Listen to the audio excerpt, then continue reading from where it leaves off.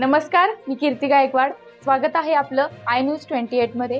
चला तर मग जाणून घेऊयात महाराष्ट्रातल्या ताज्या घडामोडी. उंब्रज भैरवनाथ मंदिरामध्ये ग्रंथराज ज्ञानेश्वरी सामुदायिक पारायण सोहळा संपन्न झाला.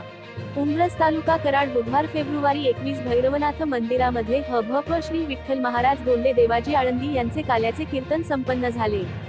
हा पारायण सोहळा फेब्रुवारी 14 पासून चालू होता. या पारायण सोहळ्याला भारतीय जनता पक्षाचे श्री रामकृष्ण वेताळ साहेब व श्री मनोज दादा घोरपडे साहेब यांनी भेट दिली होती. काल्याच्या कीर्तनानंतर श्री मनोज दादा घोरपडे यांचा मंडळातर्फे शाल व श्रीफळ देऊन सत्कार करण्यात आला. पहाटेपासून काकडा ज्ञानेश्वरी वाचन, भजन, हरिपाठ व कीर्तन अशा अनेक कार्यक्रमाचे मंडळाने नियोजन केलेले होते. व्यासपीठ चालक हभप विकास महाराज केसरे यांनी वाचकांना ज्ञानेश्वरीचे महत्त्व पटवून सांगितले. हा पारायण सोहळा गेली 43 वर्षे झाली चालू आहे. मंडळातर्फे सर्व कीर्तनकारांना अर्थसहाय्य देऊन सत्कार करण्यात आला. येणाऱ्या प्रत्येक भाविकांनी मंडळाला सहकार्य केले.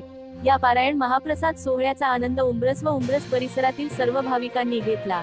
या भक्तिमय सोहळ्यामध्ये उंब्रज व परिसरातील सर्व नागरिक सामील झाले होते. सर्वांनी महाप्रसादाचा आनंद घेऊन कार्यक्रमाची सांगता केली. इंडिया न्यूज 28 सातारा व सांगली जिल्हा प्रमुख प्रतिनिधी अवधूत पाटील ची रिपोर्ट.